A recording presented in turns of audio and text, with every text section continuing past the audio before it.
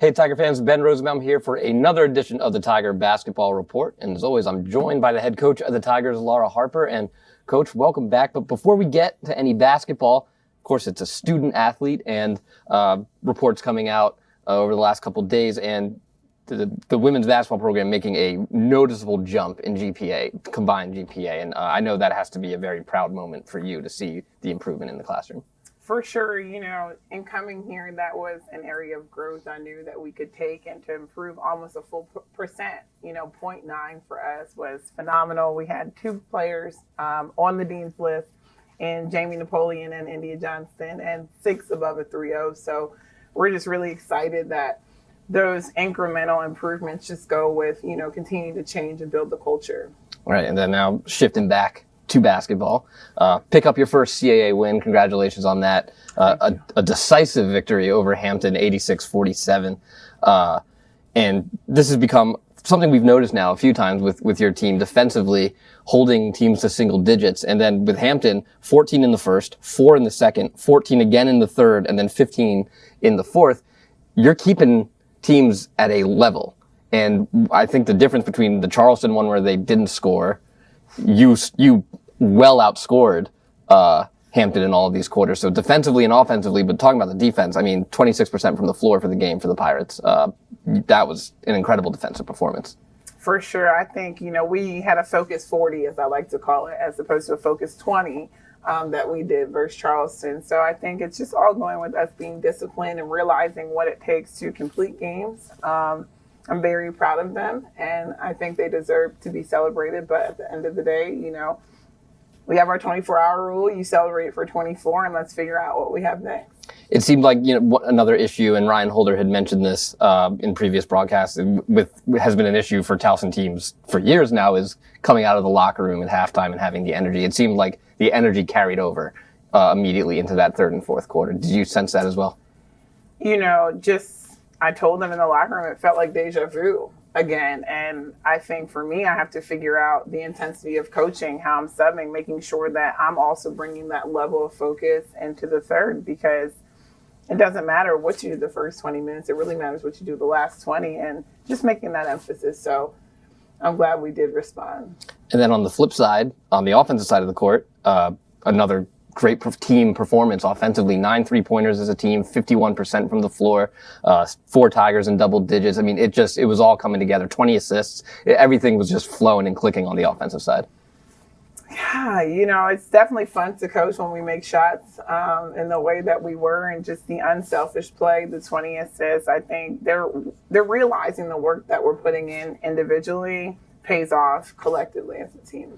And then on the same note of the assists, the turnovers low too, especially considering you're going against an individual on Hampton who is the leader in steals in the CAA, and she got a few at the end, but it was kind of garbage time, poking away long passes, things like that. But for the majority of the game, took really good care of the basketball. For sure. It was a point of emphasis protecting the ball with her, specifically at the top of their zone. We knew that she was pesky. That was, she fuels them defensively. And I think our point guards challenged them a lot to, hey, take a pass, make a pass, know that her arms are there. And just also our offense, specifically not putting our offense into vulnerable positions as far as which passes to make.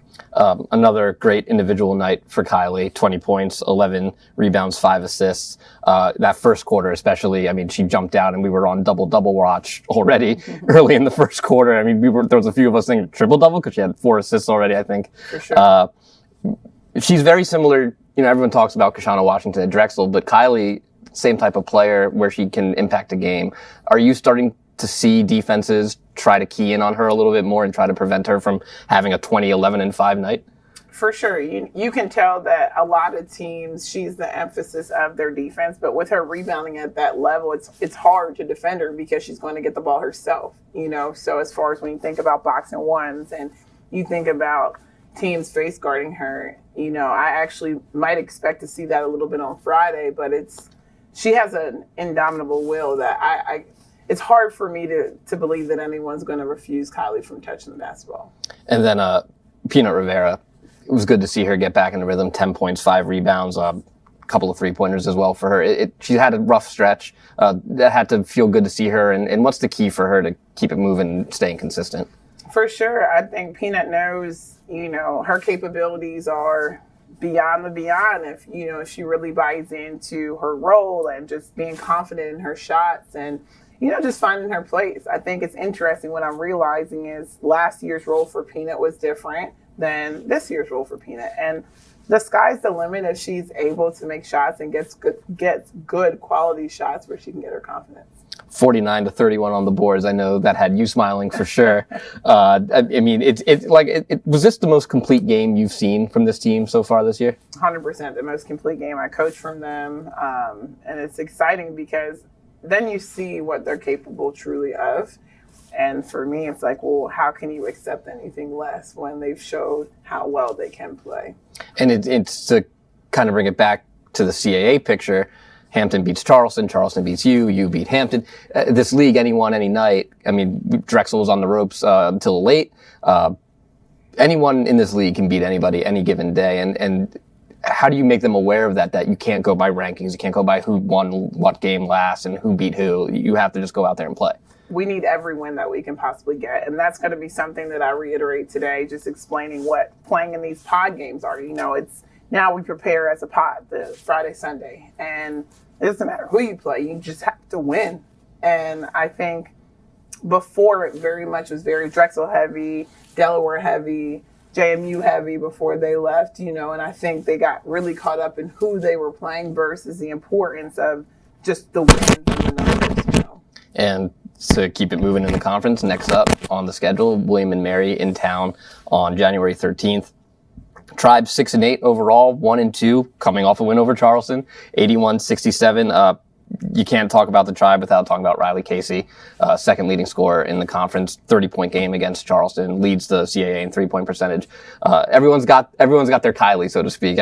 So how do you key in on Riley Casey and slow down the Tribe? It's a totally different game plan than the Hampton game. They made 14 threes the last game. And, I think our point of emphasis this week is just having a high hand and contesting all the shots. And, twos are better than threes in that regard. And just understanding that she's smart. She gets her shots.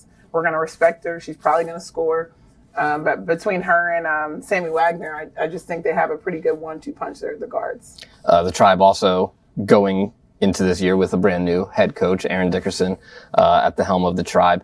As a first-year coach yourself, do you maybe key in on some of the things that you've experienced in your first year that you think maybe William Mary's going through, or do you try to relate to what their coach might be having to do in rebuilding a program?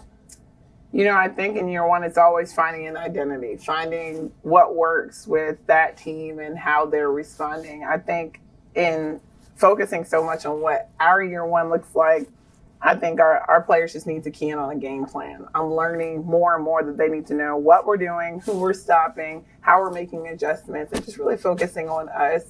I think that's the most important thing. And then after William and Mary, you're off to Monmouth up in New Jersey. You're in the rhythm now of the CAA, Friday, Sunday. How does preparation change for you from you have a lot of time to prepare for your Friday game, quick turnaround, maybe you're on the road on Sunday or on Saturday to get up for Sunday's game. How do you prepare now that you're into the CAA rhythm? For sure, and that's something, I was alluding to you before the show.